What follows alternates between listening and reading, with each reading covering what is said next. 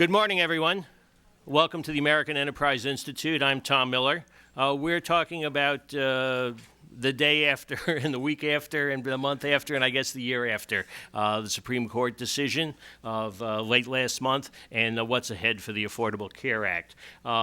We've got a great panel to start things out, and then after you have some lunch, Senator Orrin Hatch, ranking member of the Senate Finance Committee, will also be addressing these issues in terms of what the current and next Congress might think about how to handle the Affordable Care Act. But let me give you a very fast recap, because we had to do a live version of this back on Thursday the 28th. Didn't have a chance to fully unpack the decision, so I can do a literal lightning round of what actually happened in court with the quick highlights, perhaps Sports Center style.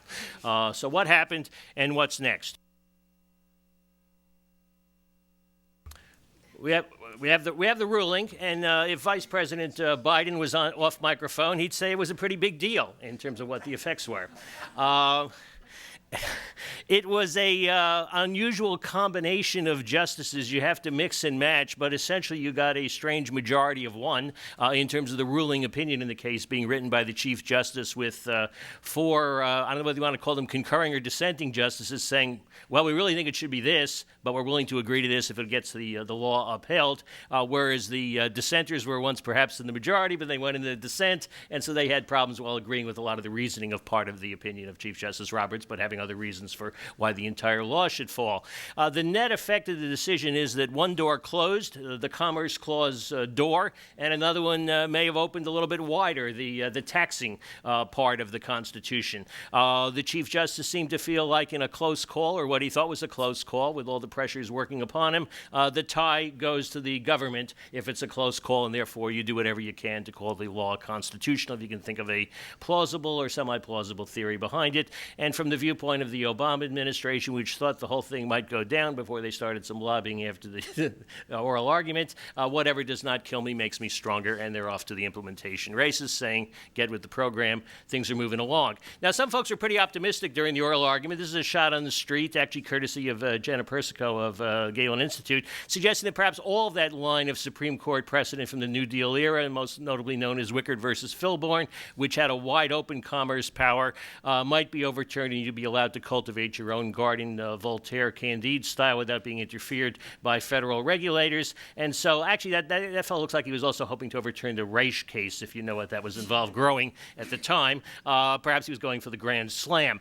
Nevertheless, from the viewpoint of the Chief Justice, there's no Commerce Clause authority that goes beyond where the previous cases had gone. He didn't overturn the old cases. He distinguished this and said that if you've really got a case of inactivity or no commerce has started yet, you can't compel it through a mandate or a tax or a regulation or whatever you want to call it directly. And even if it's necessary to carry out some other regulations which are within the role of Congress, it didn't look proper in the larger structure of the government and the Constitution and the interrelationship between the federal government and the state government and citizens. Nevertheless, this is more of a results-driven judgment call. You first conclude the law needs to be constitutional, and then you reason backwards as to what might work in an opinion to do it. And of course, what it turned out to be was, even though it didn't look like it, based upon what had happened in Congress, what had happened, what the president had said, what had happened in the lower courts, what had gone on in the oral argument, there must be a tax in there somewhere lingering which would provide authority for the Affordable Care Act's mandate, but we'll call it a tax rather than a penalty. So that big issue of a tax versus a penalty, it turned out that if you really twist and turned it a lot, somewhat like in the movie Transformers, the Decepticons could be twisted and turned into looking like a tax rather than a penalty, if you are in your line of movie work in that front. There was also, though, a different part of the decision, which, let me just stay on the tax point. This extended the tax power perhaps where it hadn't gone before, so that even though you couldn't regulate something, you could tax it to carry out things that hadn't yet occurred, and there may not be any particular limits on it. So what that raised the question is, without those limits on the tax power, what could future Congresses do? And immediately there was turbulence in the broccoli market. There was also an issue, though, which was a bit of a surprise to some folks in terms of finding of unconstitutional coercion of the states by the federal government. This involved an expansion of Medicaid. The Chief Justice said that I don't always know what exactly is coercion, but I know it when I see it. In this case, it was way over the line because they were threatening all the funding for the previous Medicaid programs if the states didn't expand it. So to capture that a little bit in terms of the Medicaid coercion is a classic magazine cover from the early 1970s, which indicated that idea of the loaded gun at the head of the states, or as this was done in terms of selling the magazine National Lampoon, if you don't buy this magazine, we'll kill the dog. We were at that stage of coercion. So there was not any discussion, though, really of any substance of severability, because if you don't find something unconstitutional, there's no need to sever it. There's a little bit of a dance on that in terms of the Medicaid issue, but that was pretty much airbrushed away. There had been some earlier speculation that might be a key part of the case, and perhaps one of the reasons why the 4 dissenting justices who wanted to knock out the entire law couldn't get the chief on board. There are a lot of different settings in terms of severability, whether it would be like the full chainsaw and wipe out the entire law, an implosion where if you took out one piece, the rest would collapse of its own, just taking out the mandate, or perhaps a weed whacker where you'd go through surgically and cut some things out. There was also a view, though, that perhaps you could just go old school in more of a random manner with some Solomonic wisdom, in which case you would have just done a little bit more of a clean cut along a single line in splitting the baby in half. That was cutting-edge medicine at the time, but no longer. So what are the post-Supreme Court takeaway points? Think of the tax now, or the mandate, whatever you want to call it, as an exit fee. There's still weak enforcement behind it, but you can buy your way out of whatever is required by paying the tax, I suppose. And we may be rewinding Medicaid. The question is how far. It's not just the expansion of Medicaid, but whether that might even stretch further, as some states are indicating, to rolling back their existing levels of Medicaid. That is yet to be litigated or thrashed out, but at least it's on the table to some degree. CBO may, in its great wisdom, find the same results by rescoring this, but some of the dynamic factors behind what they had assumed in terms of assumption, enrollment, take-up, and what the cost of the bill might be different under this environment. There'll be increased pressure on whether or not the states roll over and play dead on exchanges or continue to resist them or do something in between where they can be fielded in time by 2014. We'll be back to politics by the usual channels, though. There's been a lot of overinvestment in the courts as the savior of everything, and that has turned out to be a disappointment for those who found that as their sole source of investment. A lot of the healthcare industry, in some cases, is shrugging, saying it's just business. We'll comply with what we have to do. We've already changed a lot of our business operations. There may even be some smiles in some cases by saying we got some of our increased business back by not having the mandate completely overturned. But remember, the federal overreach in this case did not start with the mandate. We've got some more to go. So that's the legal side of it. We want to talk today about the policy side. What's the next stage of those who have a different view of health reform than what's already enacted in the law? And in that regard, the question is there a health policy consensus on the right, or is there more than one shade of difference? Is exactly what the alternative to the Affordable Care Act beyond repeal might mean. We have some excellent panelists here, Nina Owcharenko, Dean Clancy, I'll weigh in as well. So let's go play The Family Feud in the honor of the late Richard Dawson. We'll start off with Nina, is at the Heritage Foundation, directs their health policy program. Previous had several years of Capitol Hill experience for both Jim DeMint when he was in the House and Jesse Helms in the Senate. But Heritage has a particular view or take on where we need to go next in health policy. Nina. Thanks, Tom. Thanks so much for having me today. Well, I'll start off by saying, regardless of the court's decision, or I think what this administration or in the supporters of the law want to make people think, I think this law remains unsettled business. The individual mandate is really just one of the many problems that this healthcare law has moving forward, and I think it really was kind of a rallying, kind of the poster child of what's to come in the future. As Tom's noted, I think the court's decision on Medicaid and the Medicaid expansion really makes this law is the next example, and it actually shows that this law is even more unworkable, and it's just the latest example of things to come. Why is that? Well, as Tom said, the decision on the Medicaid expansion is, in essence, the court said that states can do this voluntarily. It's not mandated on them. It's voluntary now whether they want to expand the Medicaid program or not. Well, what does this mean for the rest of the health care law? Well, if there are states who decide not to expand the Medicaid programs, as I would assume many would, in particular those that filed suit on it, some of those people who were then going to be enrolled in Medicaid would now be eligible for the subsidies in the federal exchanges. That means that the cost of the subsidies through the exchange system would increase, putting more costs on the federal taxpayers than originally had been told to the American people. Second, those people at the very lowest income level, those below 100% of poverty, ironically would not qualify for any assistance under the health care law if the states opted not to expand. So we would actually have fewer insured people even at the lowest income level. And it just makes me wonder, isn't this what the president promised, just the opposite? I mean, didn't he say the whole purpose was to bring healthcare spending down, bring costs down, and increase the number of insured? So even the court's decision on Medicaid, I think, really starts to showcase the problems that the law has moving forward. So what does that mean from the standpoint of Congress? Well, I think obviously you're not going to hear anything new here. I think Congress should start with repeal. Obviously, the House, I think, this week is going to vote on its second time vote for full repeal of the health care law, and then yet again kind of lob it over to the Senate to see what the Senate does with it. But there are a lot of reasons why I think repeal is really the best approach moving forward. First, even the president has admitted that if he's reelected, the law will likely have to get reopened anyway. So let's remember that. This law, even on their side, realizes that there are problems moving forward. And I don't think that you can fix your way out of these problems. Fixing the problems will likely create other unintended consequences in the law, just like the court's decision did on the Medicaid piece. So it is really a domino effect that when you start trying to fix one thing, another piece may fall and it will continue to cycle out. And finally, I think spending more time trying to fix the law, you would spend more time trying to fix the law than rather just repealing it and starting over from scratch. So I think that's one of the main cases of why they really should start with a clean slate moving forward instead of trying to fix 2,700 pages of law that is already kind of on shaky ground.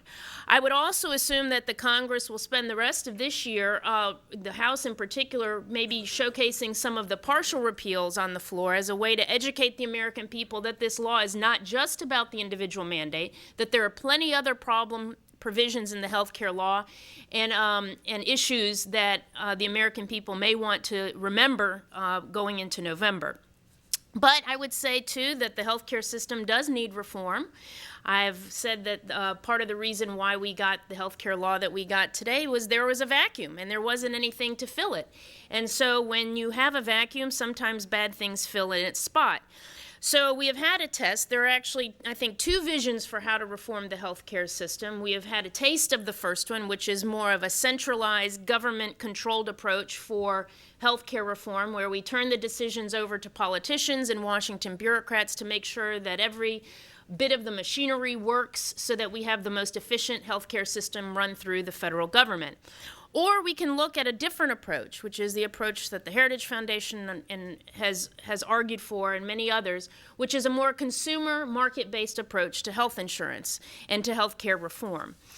So that's kind of the ideal vision of where we want to go. Well, how do we get there? Well, first of all, I would argue that before jumping back in head first with another 2,000-page healthcare reform bill, or 2,000 different bills, it may be a good idea to kind of have your compass set on where you want to end up and what the policy changes are that you want for the long term. From there, once we set what those policy goals are, you can start to develop policies that keep us in line so that we realize where we're going at the end of the day is the same place we wanted when we started off. I've identified 3 areas that I think are probably most critical to addressing fundamental changes to the healthcare system to get us to where we want to go in the long term. The first one is providing tax equity. Today, many people realize that we have unlimited tax relief only for those people who are fortunate enough to get health insurance through the place of work.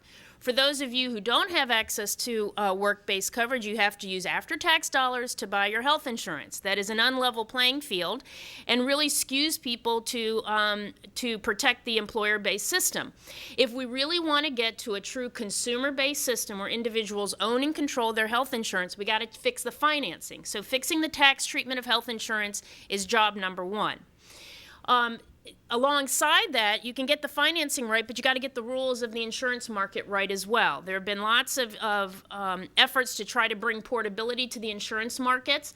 The best way to actually do that is to focus now on the individual market. Again, if we're moving to a consumer-based market, we got to make sure that the reforms for portability apply in the individual market as well as not just the group market, which is where we are today. So extending similar protections, such as if you buy health insurance, you can change your plan without getting penalized, would probably be a good first step, so that people, and by creating a new level playing field in the individual market, you would allow other secondary things to be more fruitful. For example, many members talk about interstate purchase of health insurance. It's a wonderful idea. It's a small group of people who can do it, who would be able to do it, but you have to make sure that people are able to change the plans that they buy in an interstate market. So looking at ways of creating a more seamless system in the individual market so people can change their health insurance plan if they want. They can fire the health insurance plan, or they can take a new plan if they want, I think are critical. The third area is really looking at revamping the health care entitlement programs. Let's remember that this administration did nothing to fix those problems in the long term. In Medicare, they took $500 billion out of Medicare in order to pay for an expansion in Medicaid and through the tax subsidy system. And on Medicaid, instead of offering any kind of relief to the states on what's happening at the state level with Medicaid, this administration tried to argue that we needed to add 16 million more people to already struggling Medicaid program. So on both the Medicare and the Medicaid front, I think there needs to be some fundamental modernization, I would almost call it, of these entitlement programs. And what do I mean by that? Well, on the Medicare side, I think most people are familiar with the premium support debate that's going on. I think that's a good way of actually moving away from the kind of promised benefits that the government is going to provide you into the future and really converting them into a tangible dollar amount that seniors can use to buy the health insurance that they want and keep it through retirement. On the Medicaid side, beyond the block grant proposal, which many advocates on the right have argued, I have taken it a little bit further to say, in particular on Medicaid, for those moms and kids, the non-disabled population, we should do the same thing that we're advocating for on the Medicare side, which is to convert those people into, again, tangible, defined contribution, premium support, so they can buy private health insurance like the rest of working Americans in the insurance market. This is, again, population that is a welfare population with the goal of trying to mainstream them out of welfare and into the private sector. Health insurance should not be left to the side. It should be part of that reform. And then leave Medicaid as a block grant for the states to figure out how to deal with the most vulnerable in our society, the disabled population. One of the big challenges that we have in Medicaid is it's a program that has multiple categories of people that are dependent on it. It's really hard to develop a one-size-fits-all plan that will deal with each of those populations. By segmenting them out and moving the moms and kids into private health insurance, and keeping Medicaid really focused on the disabled, I think it will really spur innovation at the state level to find a better way to dealing with that population. Now, that's kind of the basics of getting back to basics, reminding us where we want to go long term. But how do we get there? That path may not be as difficult, I think, as many people may argue. It may not happen overnight. It certainly doesn't have to happen in one bill on, January 1st of 2013. Is that right? Yeah, 2013.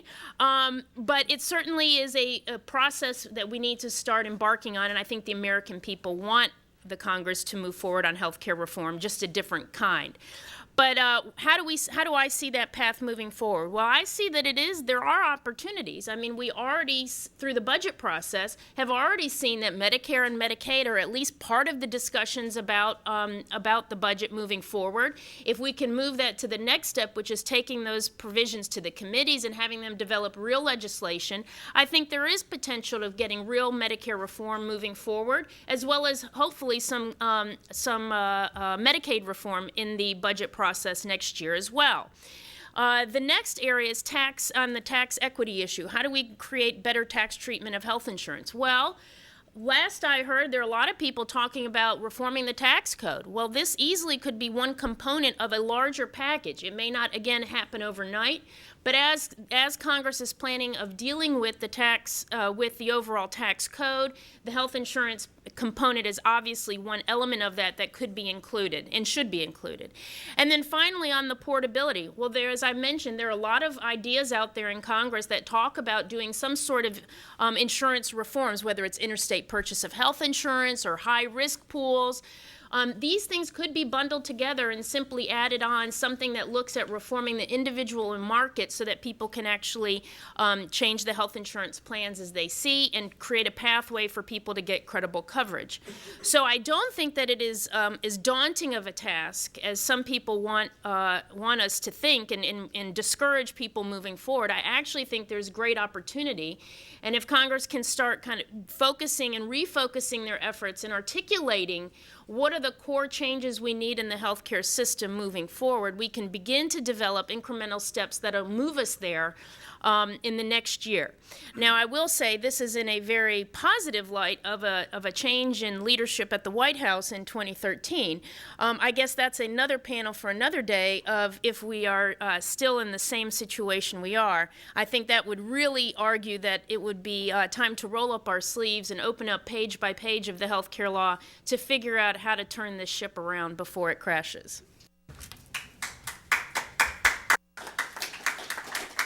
Thank you very much, Nina. The ship is only listing. It's not crashed yet. And it may not be an iceberg. It could just have sprung a small leak. Our next speaker is Dean Clancy, who has the perspective of being both inside the Beltway and outside the Beltway, I think is fair to say.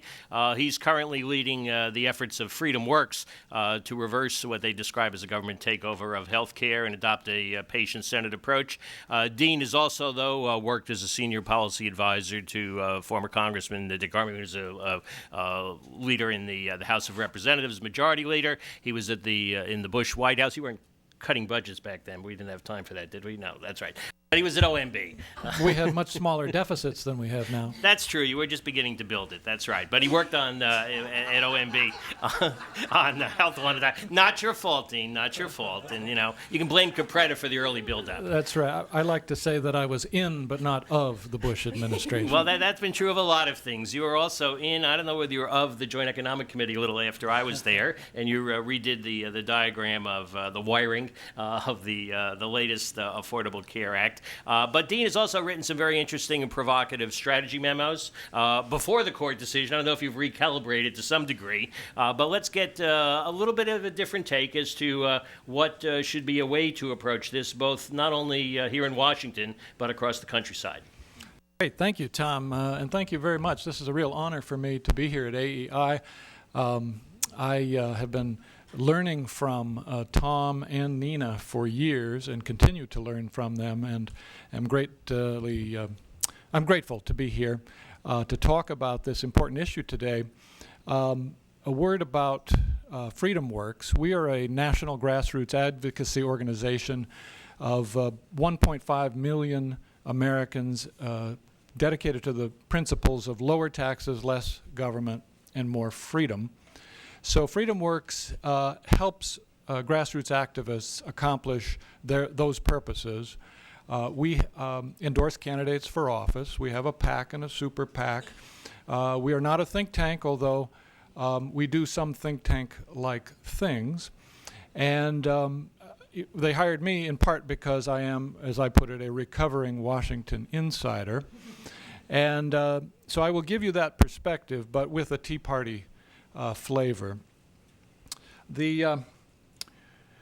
Oh, and by the way, you mentioned the healthcare memos. If you want to really understand more about what we're saying in this area, do go to our website, freedomworks.org, and check out, just Google FreedomWorks Health Strategy Memos, and then you can get a real detailed download. I'm going to give you a very brief version of that today.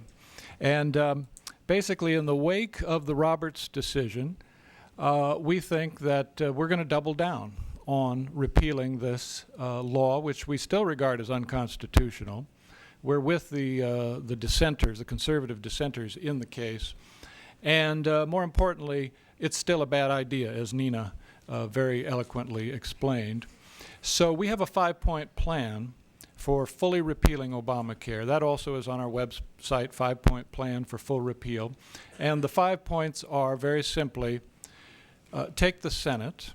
That's the most critical piece. keep the House, take the White House, stop the exchanges, and stop the Medicaid expansion. Those last 2 points are really state-level fights, which have opened up for us now thanks to the Roberts decision by saying basically that the mandate is fine and therefore the act stands and the Medicaid expansion is optional for the states. In effect, by rewriting the statute, Justice Roberts has given us our marching orders to go out there and stop this thing through the legislative and political process. The exchanges piece is important because a lot of people don't realize that due to the way the law is drafted, federal premium subsidies and the employer mandate can't operate in states that have declined to set up an exchange. That means the machinery of Obamacare cannot work in those states. Most of the states at this point have not set up an exchange. Only 2 have an exchange up and running, Utah and Massachusetts, and only a handful of other states, I want to say about a dozen, have taken definitive steps towards setting up an exchange. Right now, we're seeing a number of states declare that they will not set one up: Louisiana, Texas, Florida, and a number of other states. And so we're focusing efforts on stopping the exchanges now. The Medicaid expansion we're also fighting. That's an easier fight because states can add up the benefits and costs very easily. And for most states, the costs outweigh the benefits. That, in brief, is the 5-point plan. Taking the Senate is the most important piece of it, because if we fail to take the White House, then we will need the Senate as a backstop to protect action at the state level and continue to try to dismantle this thing piece by piece. What is the vision that motivates all of this? Are we simply against? No. What we're for is patient-centered care in a system of constitutionally limited government. Patient-centered care for us means the patient controls the dollars. The patient is in charge of his or her own health care choices. We know that this is right and just because we all have, in nature, a right to pursue health care. None of us has a right to demand free health care from our neighbor. But we also know that it works better. The name of our group is FreedomWorks. It's a noun and a sentence. Freedom works in healthcare too, just like everywhere else, and we're beginning to see this. Patient-centered care is actually beginning to happen out there. You see it in the national health expenditure statistics, where medical inflation, or rather health spending, has begun to abate in the last few years, and that cannot be explained solely because of the general economic malaise. At least part of it is explainable by the fact that more and more people out there have what we call consumer-driven health plans, plans with a high deductible, often coupled with a health savings account that enables them to spend out-of-pocket for health care with tax-advantaged dollars. Millions of families, I think 12 million now, have a health savings account. That's beginning to have an effect.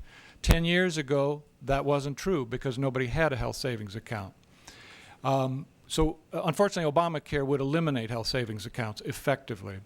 That's another reason why we want to repeal this. We want more people to be spending out of pocket and not just relying on third parties like insurers or employers so that they have an effect. For example, if you're asking your doctor, how much will this cost? Something that a lot of people don't do now. Or is there a cheaper way to do the same thing and get the same result? That has an effect. We're already seeing that in the statistics. So patient-centered care is the vision. And in getting to patient-centered care, we think that folks in Washington, in terms of legislation following Obamacare, need to take 3 important steps. First of all, get the goal right. Don't focus on universal coverage. Coverage should not be the goal. If you make coverage your goal, you are going to put yourself in a policy box that will lead you to Medicaid expansion and to the individual mandate, and from there all the other apparatus of Obamacare. Second, so your goal should be reducing costs and expanding individual liberty, not expanding coverage. Second, accept that doing nothing is not an option. When I go around the country, talk to Tea Party groups, first of all, repealing Obamacare is their #1 agenda item. It's higher than balancing the budget. It's higher than stopping the debt. It's amazing. It's off the charts.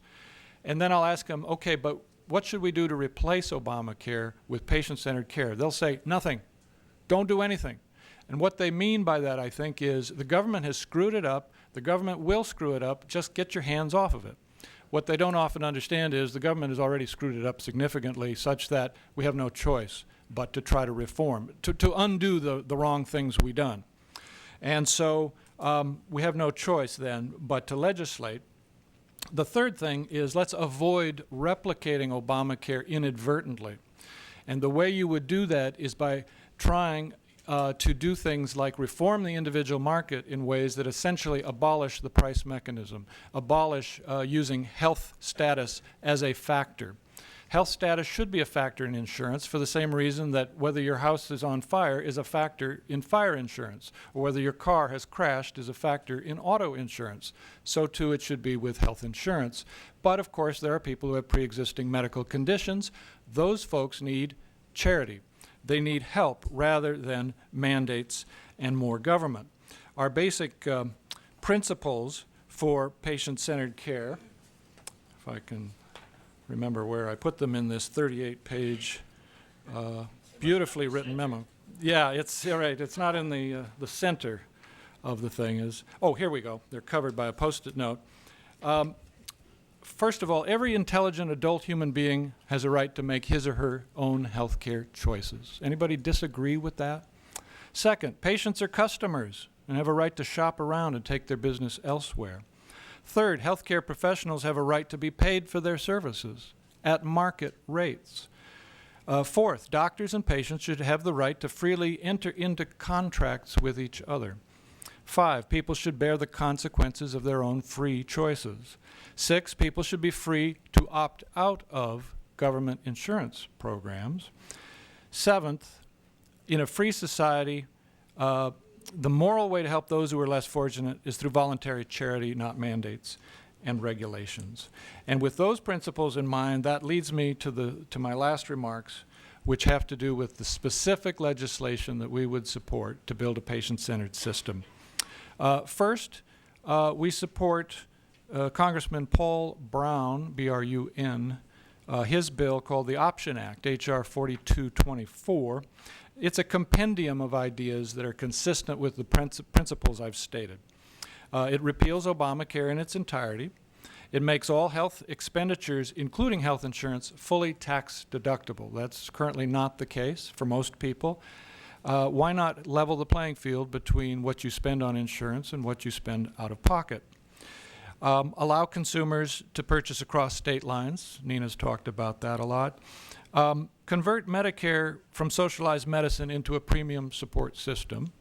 But at the same time, and this is important, and I've only heard our group focus on this, make Medicare voluntary. Medicare has an individual mandate more powerful, more onerous than the one in Obamacare. If you try to opt out of Medicare, you lose your Social Security. You have to pay back all the Social Security you have received to date. If the individual mandate is wrong for people under 65, isn't it wrong for people over 65? So if you make Medicare voluntary, then moving to premium support can help you avoid inadvertently recreating Obamacare at that level. We would also reform EMTALA, E-M-T-A-L-A, the hospital insurance mandate, that leads to emergency room overcrowding.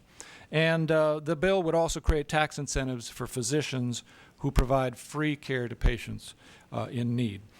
Quickly, some other bills we support. We support Representative Todd Rokita's State Health Flexibility Act, H.R. 4160, which would block grant Medicaid and not increase the amount of the block grant according to inflation. This is on the model of Welfare Reform 1996, which has worked very well. We also support Senator Rand Paul's Congressional Health Care for Seniors Act, which would basically let all Medicare beneficiaries opt into the Federal Employees Health Benefits Program. It wouldn't be a new system just like your member of Congress's. It would be your member of Congress's health system that you could opt into. And finally, 2 bills, Jim DeMint's Retirement Freedom Act, which would make Medicare voluntary, S 1317, and Representative Bill Huizenga's Health Freedom for Seniors Act, which would enable seniors to have health savings accounts and roll over IRAs and other tax-preferred accounts into HSAs. And then a final note, Tom, process, do it all by regular order, one bill at a time, full committee hearings, give people time to read the bills. No need for a big comprehensive reform rammed through. And if you do this, you're going to end up with a better system that focuses on patients. Thank you very much, Dean. Well, there's just way too much consensus here, so let's see what we can do. All right, this is my take on, after the Supreme Court decision, what should Congress do next? I was just reminded, though, is when Dean was mentioning about don't reinvent the Affordable Care Act by other means, the short version of that is best said by Yogi Berra, is if you can't imitate him, don't copy him, which will work as well as a piece of advice. I'm going to take a little different approach. I've done the in the weeds and all the different types of mechanisms and policies you can approach as to how to begin to plug one hole in another hole and eventually construct something else. But let's step back for a moment and answer the question why before we get to the how. If you can't supply a larger vision, you might leave people a little cold as to why you're then taking them off on another trip as opposed to the one they've just been on. So let's start with the basic idea that we ought to be able to tell people there's an opportunity for everyone in the healthcare system with a different set of policies, different set of opportunities to do better. Not to get the very best health care, not to get perfect health care, but no matter where you are and what circumstances you're in, you can have some tools and some assistance with your own investment also of what you've got, that you can get better health care than you currently do today. You get better health outcomes at a lower cost. Unless we can sell people on that proposition, what's all the arm waving and shaking of different things about, unless we're actually giving a chance to improve people's health and make it easier to access and less costly. So does this does a reform package really reflect and reinforce the values that many of us hold? Certainly it's important that whatever you're doing, you're actually, what's the purpose of this exercise? I think healthcare is not to give people a lot of chances to, issue bills and then do a lot of procedures, but actually to improve your health. That should be the only reason why you go in a doctor's office or a hospital, as opposed to be part of a larger data gathering and billing exercise. Dean is absolutely correct, and Dean is as well, that this needs to start with the focus of being patient-driven. If you're not centering the system, not like we think we know what the patient's, what's good for them, but what they actually decide with the proper information and incentives to determine how they want to steer their own health care with people who are more skilled at it. Is it an accountable system? And this works in both directions. Not just the folks who are delivering care to you, and they need to be accountable for doing a better job rather than a worse job, a more transparent environment, but also the patients and the consumers are accountable for the choices they make. You do better by making better choices. If you don't make better choices, it probably is not as good a situation for you. There aren't erasers on every pencil to deal with the fact we're responsible for what we do in order to be in a better world. And we want to balance this with other needs. There's a certain health-centric view of the world, which is, let's see how much the GDP is growing, and maybe there'll be something left over for a few other things once we've exhausted the demands of the healthcare system. We do have other needs within our economy, to opportunities and job growth, formation of families, educating those young children, building their skills, being able to have an opportunity to do better, and it goes beyond just simply having some more health insurance and more health care. Now, part of this also, though, is to talk about a little bit of the moral case behind why there might be a need for a change in direction.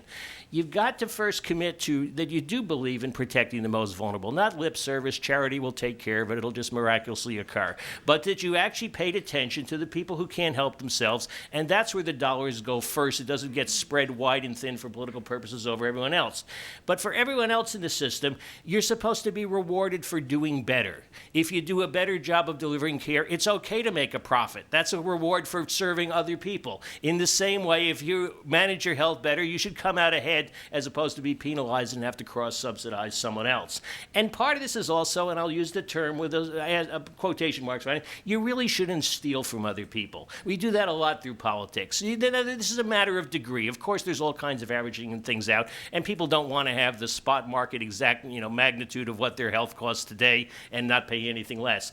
But we essentially, in our healthcare system are doing a lot of stealing from the younger generations and the next ones being born. And we do this in the larger political system as well, but it's time to call people into account on that. And that's not being benevolent and charitable and generous. It's stealing from some people who actually probably have less money than that money is being delivered to in terms of our cross subsidies from the young to the old.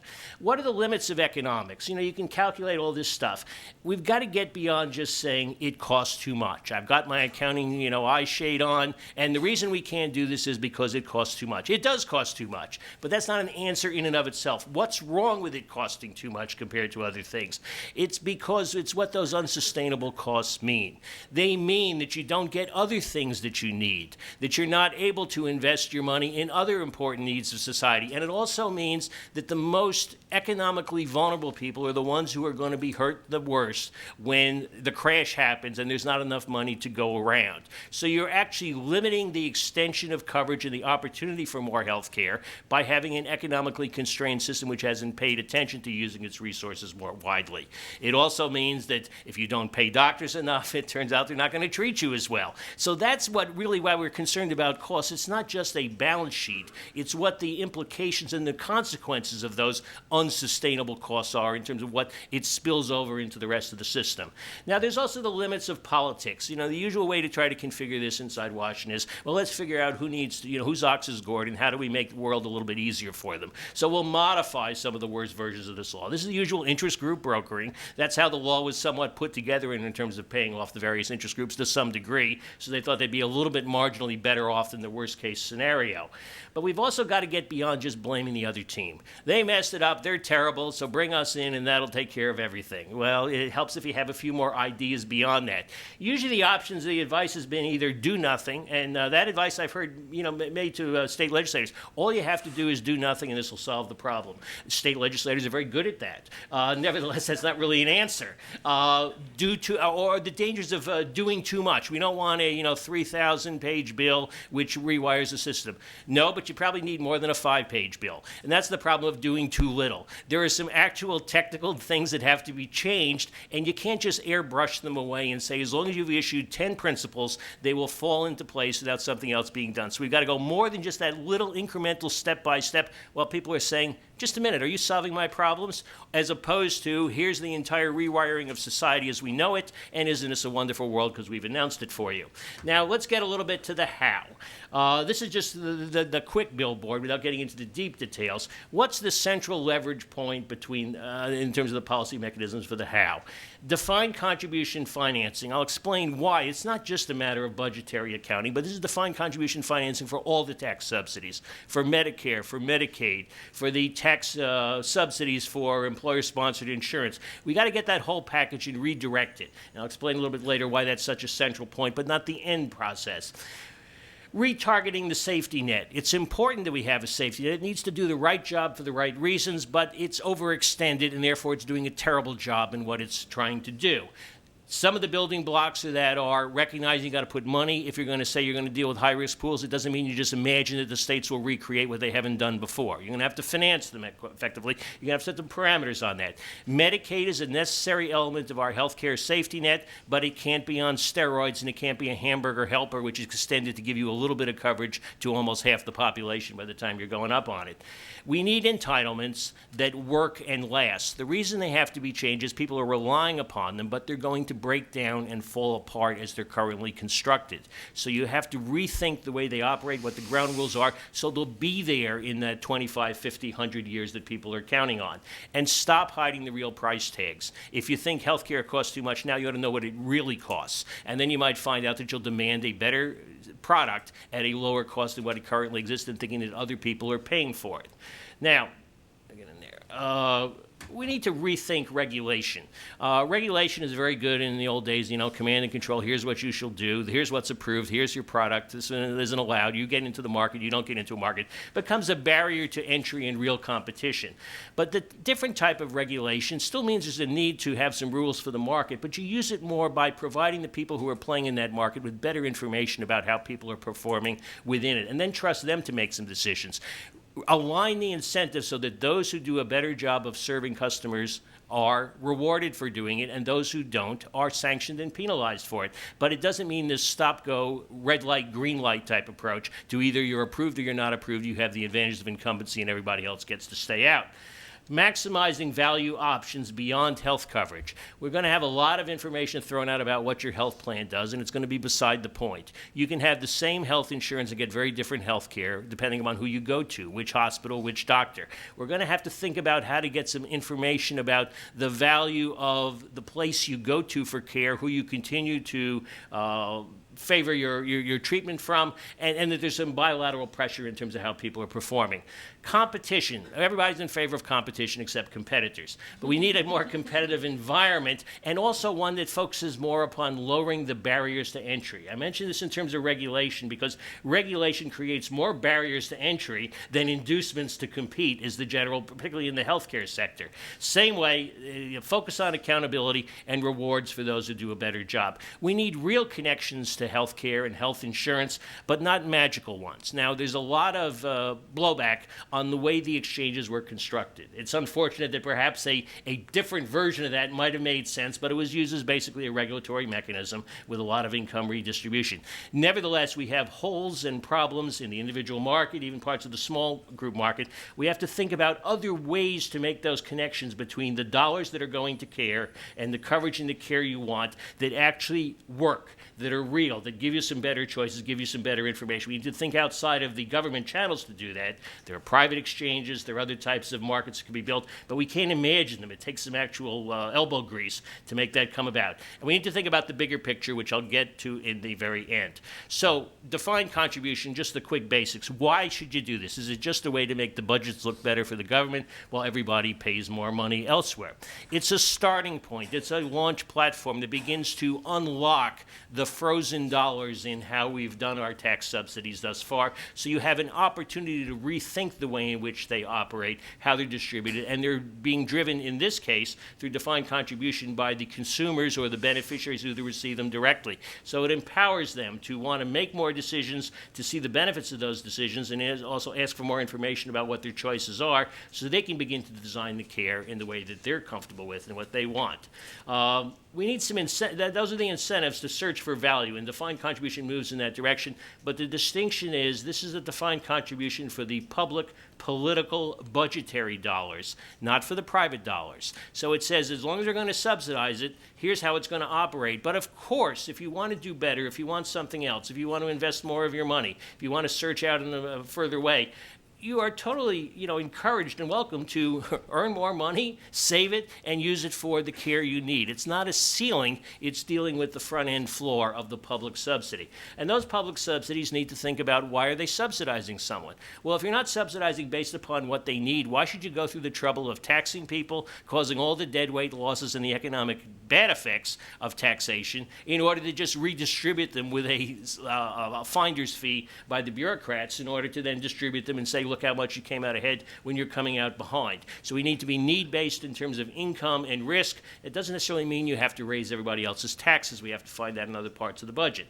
So this is the pathway, just the pathway to beginning to talk about entitlement reform, because until you change the open-ended nature of the subsidies for Medicare and Medicaid and the tax subsidy for health insurance, you're not going to be able to get to the next stage of the questions about what entitlement reform is. So how do we redefine what are sustainable entitlements?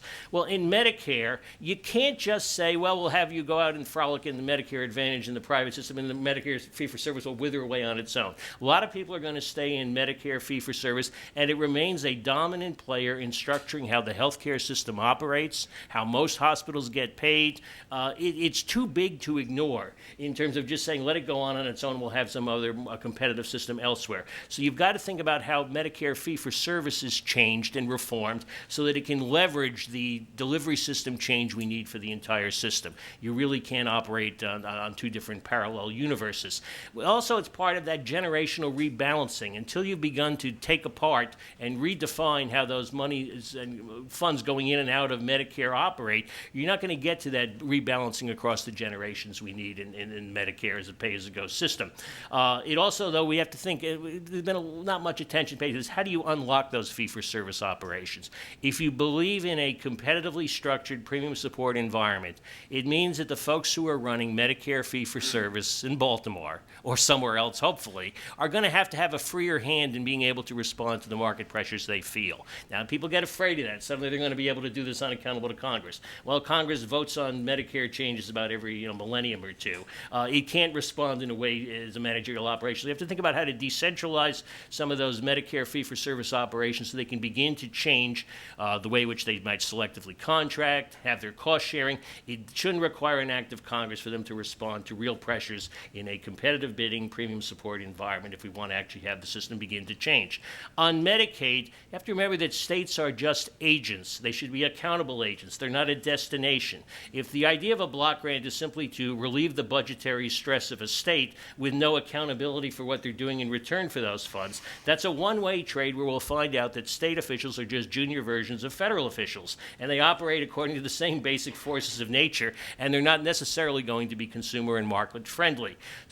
Part of the other approach to Medicaid is it's going to have to do less in terms of serving fewer people, but it's going to have to do a better job of focusing upon those who need that help and do it better. It means you have to pay for the care you promise to deliver, you have to focus on those who really need that assistance, and you have to think of more of Medicaid as being a temporary assistance to people who are low income for a period of time as opposed to a longer term relationship and just a surrogate coverage system which operates at about half the quality of other places.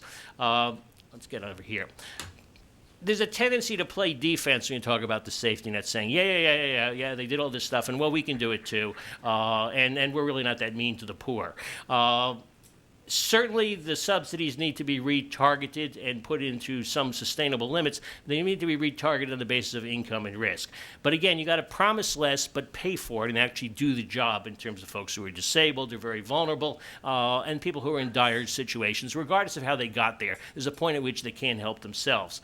The high-risk pools mean that you've got to have them be actually full of something, not just shells that are not adequately funded. I'd like to imagine the states could pay for all this. They're not going to be able to in the near term. So that's why we've got to think about some type of federal funding and some parameters behind it, so that if that's the destination for folks who can't get affordable coverage because they're essentially uninsurable, let's step up to the plate and actually provide that so the rest of the system can work better. You got a mainstream incentive so that people who are outside of the system have an opportunity to join it, but it also means you've got the incentives that say it makes sense to do the right thing because you come out ahead. That's when we've talked about extending the continuous coverage protections against pre-existing condition restrictions to people who maintain insurance coverage. It's your option. You don't have to do it, but you're allowed to have the benefit of that, as has already happened in the employer-sponsored market through HIPAA, by extending that over to the individual market. That's in place of some obnoxious mandate. It simply says, here's what the inducement is for you to do the right thing and maintain some minimal level of coverage. We have to remember also, though, that in all this safety net area, the idea is to improve people's health, not just their health care coverage. There are other ways to deliver health care at the community level, which don't necessarily involve a massive federal program or even technically formalistic insurance, which is the same for everyone. It's what people get as opposed to what's promised to them. Let's rethink regulation. So we want more competition entry, more of a focus on value. You want to empower consumers, but then when you've empowered, it means you have to trust them. That means that they do make the decisions. You don't say, well, it's okay, we'll allow you this much rope unless you make the wrong decision, in which case we pull you back. You can set the stage, but it really means that people are the ultimate arbiters as to what they want, what they don't want, and what they're willing to live with. So you need to aggregate the data as a beginning point in order to build this value information, but then you've got to allow some competition in what it actually means and how to produce it in usable, actionable forms of information. Right now we've got a wired system which is going to still produce one result as opposed to multiple ones while stumbling around for the right one. Interstate regulatory competition is not a panacea. It should not be seen as just creating a single national market, but again, it's a way to unlock those regulatory barriers across the states, provide some pressure so that the outliers in regulation do a better job, and we evolve and move toward more sensible regulation, and people can choose what they want as part of their health insurance package. Again, informed choices for people, that's what regulation should do, as opposed to setting mandatory minimums where regardless of what you want to do and what you think you want to do, here's what you're going to have to get regardless. We need to swap some myths and miracles for real progress on this front. I've been a little harsh on this idea of just delegating things to the states, saluting federalism. It sometimes it can be just an empty placeholder for saying we don't know what to do at the federal level. We're going to imagine that the states do, even though they haven't indicated either, and it'll just solve its own, assume the own solution. Delegation alone without a thought behind it is just empty delegation and passing the buck. The other part is to believe that markets magically will innovate quickly to fill all gaps. You don't have to really think about it. They'll just be there tomorrow. It takes a long period of time for these things to come about with real products, real infrastructure, real investors. So transitions matter. Transitions matter in terms of if you want to assume a different world, you're going to have to build it and think about how it gets there in stages. In the same way, you don't just leap from an employer-sponsored insurance market to an individual market without thinking about actually having capacity and mechanisms and what people are ready for temperamentally to do over time is a matter of choice. Health providers perform differently. We ought to recognize that. They're not all wonderful, just like your own family doctor you love like your congressman. They do, they perform in different ways. We're going to have to actually hold them into account and reward the good ones, squeeze the lower ones, and say, all of you can get a little bit better. We'd like to have a little bit of an interchange on that front, as opposed to just airbrushing it away, doctor-patient relationship. It's wonderful, it's inviolable, and everything will be great. We need to build some better connections between buyers and sellers. If you throw subsidies out there, they have to connect with something. That doesn't happen magically. You have to have an institutional mechanism in order to do that. In the same way, coverage doesn't suddenly materialize on its own. Quickly, remembering the bigger picture, improving health outside the doctor's office. Before you get in there, a lot of stuff's going on. Let's remember that. After you leave, what you do in your life, how you carry out the instructions you're given, it's a big deal. And a lot of that is much more influential than all that's flowing through the healthcare system in the conventional sense. We need to make care cheaper, better, quicker. Other industries have been redesigned and re-engineered. This one can too. There's a way that we don't have to tolerate this level of expense relative to the quality we're receiving. And we need to reverse the dependency ratio. If we can't get out of this economic slump and begin to have more people earning money, being independent, as opposed to waiting to be beneficiaries, no matter how you change all these other policies, you're stuck in quicksand. So let's think about that when we think about the mix of policies. If it's not getting out of the end of people being more independent, earning, productive people, we haven't done anything in terms of improving their health because it'll just carry too much weight downward. That means rebuilding health and human capital in ways other than paying for your next health insurance plan. So in terms of a sense of urgency before emergencies, it gets late early out here, as Yogi once said, in the fall of the World Series. Time is moving on the clock. There's not much time to waste. Thank you very much. We'll take just a couple of quick questions. Microphone right over there on the aisle. Gerald Chandler. This is directed to Nina Owcharenko. You started out by saying that if we don't have Medicare, it's going to go to subsidies. Well, essentially, what's wrong with that? Why do subsidies cost more than Medicare? The proposed Medicare subsidy would be 100% for the expanded program, and if we take that 100% dollars and put it into giving people their own insurance policies, isn't that what everybody's recommending in this room? I'm not sure I'm quite following your point. I think the point on Medicare is, right now it's a government promise, a bunch of IOUs just like they have in Social Security. We're going to give you X, Y, and Z. In reality, there is nothing. So we've got to figure out how to monetize what it is that the government so-called owes certain people, in particular those that are in Medicare today, and then start setting off a path that I think both Dean and I think Tom said that this is something that over time, too, only those that need it should be on it, not for everyone to receive all of it. So that, I think, may be the difference. Let me explain my question again. If you expand Medicare as proposed in the ACA, the expanded Medicaid part will get 100% of all the cost. If the states don't expand there, the government for the first couple of years pays 100%. That's in the law. And then, excuse me, Medicaid. Got it. There, I've misled you, okay? Medicaid, okay? And then it goes down to 90%. But pretend for a moment it's 100% forever. Instead of putting that 100% of the expansion into Medicaid, if you put it into direct subsidies to people, premium support if you like, isn't that better? Yes, and that actually is what I've advocated for, is really to say there's enough money sloshing around in the system. I think we have this healthcare law actually put too much in there. We need to go back to pre-Obamacare. But there's plenty of money within the healthcare system. We just need to repurpose it to people directly, not trying to hope that the states will find a way to give it to the people the right way. So yes, I do agree with that. Okay, we're going to have Nina take one more question if it's coming for her, because she's got to leave at noon. Dean and I can go in about another 5 minutes or so, so right over there. I was trying to, I got a lesson in the Commerce Clause by trying to read Judge Roberts' decision, Chief Justice Roberts' decision, and I had this question. I'm a nurse, and if I know one of the big things that's been advocated for is buying insurance across state lines and having that option. If the insurance is bought across state lines, does it then fall under the Commerce Clause and therefore have all of the regulations and economic rationing requirements of Obamacare automatically fall on it? That's my first point. My other point is just, could you talk a little bit about economic rationing, particularly of the frail and the elderly, which I think is the biggest problem in Obamacare? Okay, let me take the first half on the legal side. It depends how you get to the interstate competition.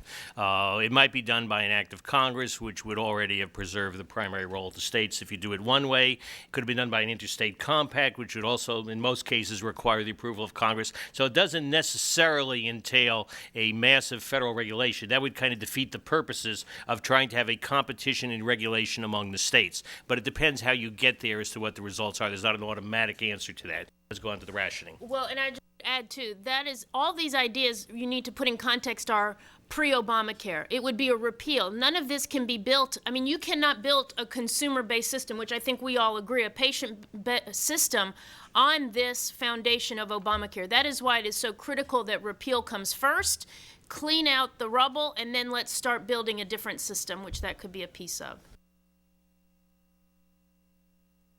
John on the aisle there. Take about maybe two more questions. Tina, do you need to go? I'll sneak Okay. Dean, this question's for you. I'm not sure that on the subsidy question whether the federal exchange is predominant in the state affects the subsidies or not. The other thing is your support for the Paul bill that would allow people into the FEEB program, the federal employee program.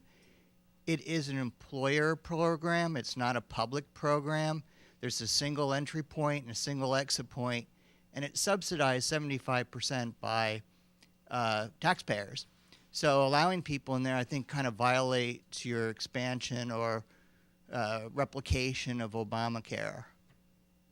That's a great point, but the Federal Employees Benefit Plan does not share all the characteristics of Obamacare. The three essential characteristics of a managed competition system, whether it's Romneycare, Medicare Advantage, Obamacare, are, first of all, there's some kind of coercion, a mandate, something that makes you participate.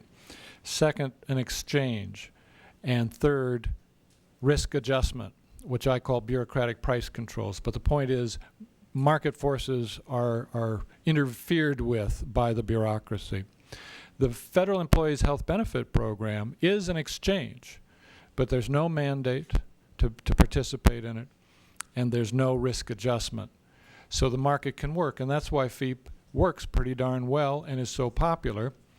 For years, politicians have said, let's build a system so that every American has health care as good as what Congress has. And what Rand Paul from Kentucky said was, well, hell, why don't we just let seniors into the federal employees plan? And I understand it's an employer plan, and seniors, their employer is not the government. But remember, the government has eliminated all competition in the over 65 insurance market. So they only have one place to go to get health care anywhere, and that's Uncle Sam, health insurance. And in doing this, Senator Paul would create a separate risk pool so that you don't drive up all the premiums for the federal employees. And so I guess I just don't think your point is taken. I think that you could do this, and I like it a lot better than the other very complicated ideas that Republicans push for reforming Medicare, because they end up replicating the mandate. They keep the mandate. That's why it's so essential to make Medicare voluntary. And the risk adjustment, which the Medicare agency just can't stop itself from engaging in.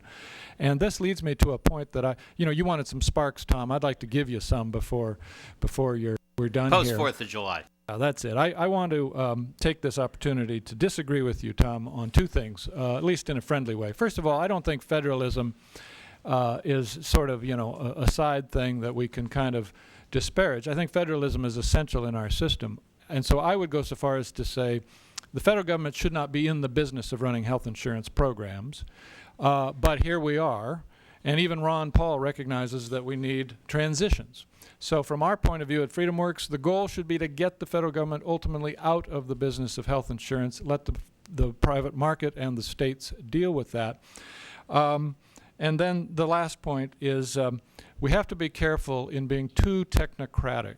To me, Romney Care is a kind of warning and a byword that you can take some great idea about. In fact, Romney Care was supposed to be built on the federal employees plan. It was the Heritage Plan. It was going to be a great conservative way to achieve universal coverage. And what happened? The centralizers, the big government types, got their hands on it. It was changed out of recognition, and it became the template for Obamacare. So we in Washington on the right need to be very careful not to be naive that our excellent ideas won't be ruined by the centralizers. What about the subsidy on the exchange? I think that's wrong. The subsidy on the exchange? You want to stop the exchanges, and the federal exchange, you said you can't dispense a subsidy if it's run by the feds, and I think that's wrong. As a matter of law, it's right. Yeah, the argument is, for those who don't know, if the states are told under Obamacare, set up an exchange. If you don't set up an exchange, we, the feds, will do so. And, right? It's a threat. It's a threat. And so some states have said, oh, well, we would rather have our own exchange than whatever HHS would come up with. Now, it turns out the feds can manipulate your state exchange. They can fail to approve it until you get it just up to where they want it. So in a sense, it's federally controlled no matter what. But here's the important point, and a lot of people don't see this, but I'm glad to hear my good friend Tom Miller affirm this. The way the statute is written, I'm not sure whether it's intentional or not, but it's certainly a kind of glorious gift to our side. It has to be a state-created exchange if you want the subsidies and the employer mandate, which means Obamacare. So if it's a federal exchange, you don't have Obamacare.